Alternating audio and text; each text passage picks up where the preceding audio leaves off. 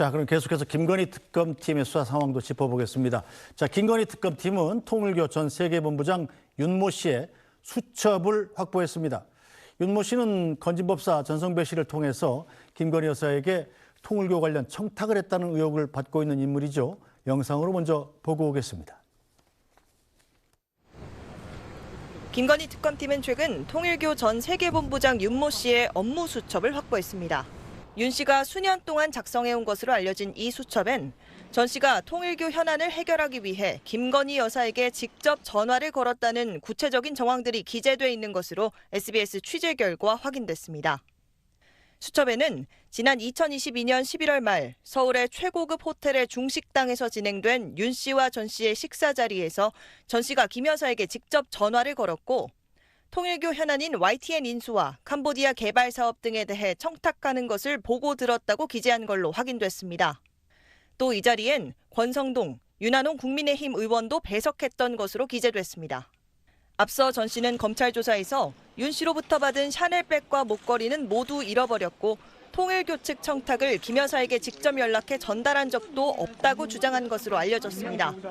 하지만 특검팀이 확보한 윤 씨의 수첩에 기재된 건 이러한 전 씨의 주장과 정면으로 배치되는 내용입니다. 네, 자, 통일교의 2인자였던 윤모 전 세계선교본부장이죠. 수첩에 기록된 내용이 상당히 좀 상세한 모양입니다. 네, 그렇습니다. 저도 과연 자신이 어떻게 생각하면 뇌물의 공여자로도 특정될 수 있는 이 윤모 씨가 왜 이렇게 수첩에 상세히 이런 부분들을 기재했을까가 의문스러운데 여러 가지 가능성이 있을 것 같습니다. 현재 통일교 측이 보이는 태도, 그러니까 윤모 씨가 어떤 고가의 물품을 전성배 씨 내지는 김건희 여사에게 건넸을 뿐이지 이것은 통일교 차원의 것이 아니다. 개인 차원의 어떤 청탁 비리일 것이다라고 통일교가 지금 현재 이러한 태도를 보이고 있는데 아마도 왜 이렇게 수첩을 자세히 적었을까를 조심스럽게 추측을 해보자면 윤모 씨가 이런 식으로 자신이 몸담고 있는 종교계에서 배신을 당할 수 있는 상황까지도 어떻게 생각하면 우려를 해서 이 하나하나의 상황에 대해서 상세히 일기장을 적듯 수첩을 메모해왔던 것이 아닌가 싶습니다. 이 수첩 내용 굉장히 구체적인데요. 이 건진법사를 이제 어떤 굉장히 또 유명한 호텔의 중식당에서 만났다는 것이고 그때 당시에 이 국민의힘 측의 의원들도 배석했다는 것이고요. 그리고 그 자리에서 결과적으로 김건희 여사에게 전화를 걸어서 청탁 전화까지 있었다라는 등 굉장히 상세한 메모들이 나오고 있는데 사실 이 메모 굉장히 중요한 증거로 역할을 할 수 있습니다. 물론 이 수사기관 측이나 아니면 이 건진법사 측에서는 윤모 씨가 자의적으로 적은 것이고 나중에 적었을 가능성도 있지 않느냐. 이 몇 년 전에 적은 메모라고 어떻게 알 수 있느냐라고 주장할 수 있거든요. 이럴 때는 메모에 대해서 감정을 할 수 있습니다. 제가 이 수첩을 실제로 보질 못해서 이날 일만 적혔는지 아니면 뭐 한 2년 정도의 기간 동안 매일매일 적었는지는 알 수 없지만 이후에 적은 것인지 과거의 것인지는 문서 감정, 잉크를 감정을 해서 이것이 언제쯤 적힌 것인지를 확인해 볼 수가 있거든요. 이 대검찰청에서 이 과학수사팀에서는 충분히 수사를 가능하고 실제로 이 문서 위조죄 등에서도 많이 활용하는 방법입니다. 그래서 윤모 씨가 만약에 시간이 한참 지나서 작출해낸 증거라고 하면 그 잉크나 그 문서가 최근에 작성된 것일 거고요. 그게 아니라 몇 년 전에 이 작성된 것이다라는 감정 결과가 나온다면 윤모 씨가 몇 년 전부터 이러한 상황을 예견하고 허위 증거를 작출해낼 가능성은 굉장히 적기 때문에 아마 특검에서는 과학수사 등의 방법으로 이 수첩의 신빙성 부분을 또 판단해보지 않을까라는 생각이 듭니다. 네, 자, 그런데 이 수첩의 내용을 좀 한 번 더 짚어보면 자, 윤 전 세계본부장이 이 건진법사하고 국민의힘의 권성동, 윤한홍 의원 뭐 이 두 분 의원은 전부 그런 일 없다고 부인을 했어요. 수첩에 적힌 내용만 얘기하는 겁니다, 일단. 그래서 같이 밥을 먹었는데 이 윤모 씨가 이 건진법사한테 청탁을 해달라. 김건희 여사한테 이렇게 얘기를 했더니 건진법사가 그 자리에서 김건희 여사한테 전화를 했다는 것 아니겠어요? 그래서 이 내용이 이 YTN 인수 또 캄보디아 개발 사업 좀 들어달라 이런 청탁을 했다는 거예요. 자, 그 전화 이후에 실제로 그럼 이 청탁이 준 청탁이 있었습니까? 실질적으로 이 청탁의 결과가 아닐까라고 의심스러운 몇 가지의 일들이 있었습니다.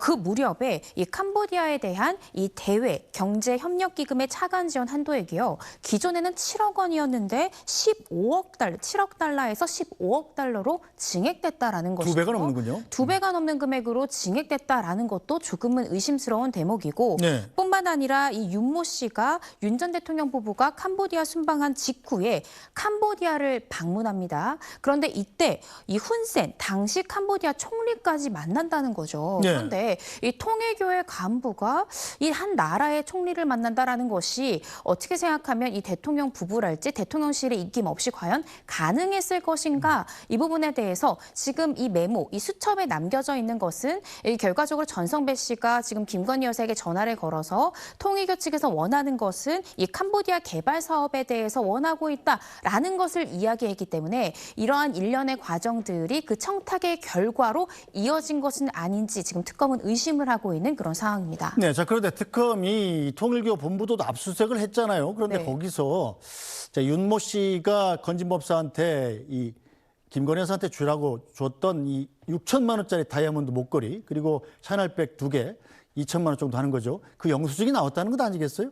네. 그런데 이 영수증이 나왔는데 문제는 김건희 여사는 이 다이아몬드 목걸이 그리고 샤넬백 못 받았다 이런 입장이잖아요. 이건 어떻게 해석을 해야 됩니까? 네, 이 영수증 같은 경우에는요. 일단은 통일교 차원에서는 항상 이렇게 얘기하고 있습니다.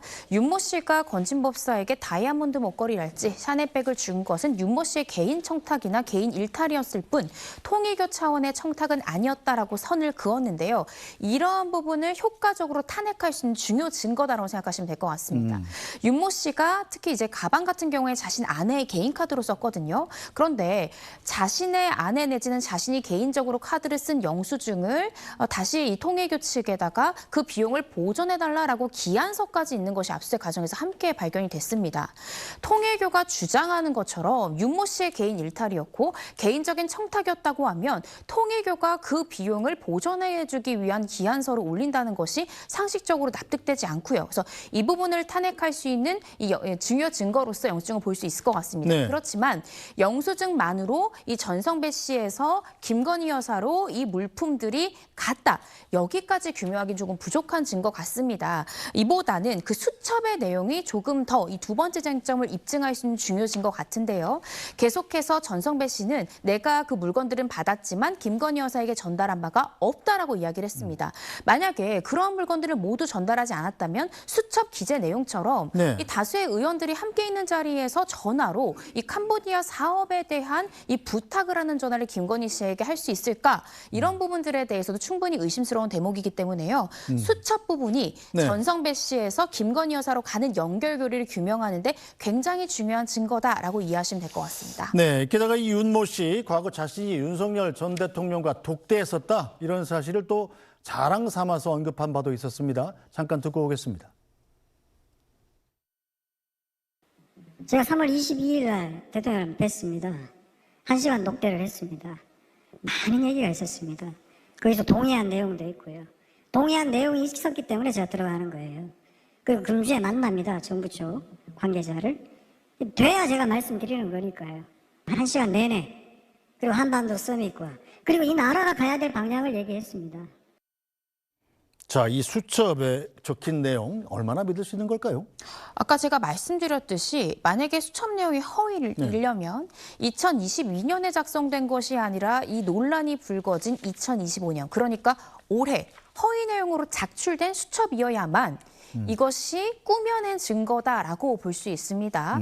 그래서 특검팀에서는 제가 아까 말씀드린 것처럼 이 대검찰청 과학수사를 활용을 해서 이 수첩의 작성 시기가 올해인지 아니면 2022년 내지는 2023년인지를 충분히 감정해 볼 수 있고요. 그 감정 결과는 꽤나 신뢰할 수 있거든요. 그래서 아마 네. 이러한 과학수사 방법을 동원을 해서 진실을 규명하지 않을까 싶고 만약에 2022년 내지 2023년에 작성된 메모다라고 하면 신빙성이 대단히 높지 않을까라는 생각이 듭니다. 알겠습니다. 오늘 말씀은 여기까지 듣죠. 이고은 변호사 말씀 잘 들었습니다.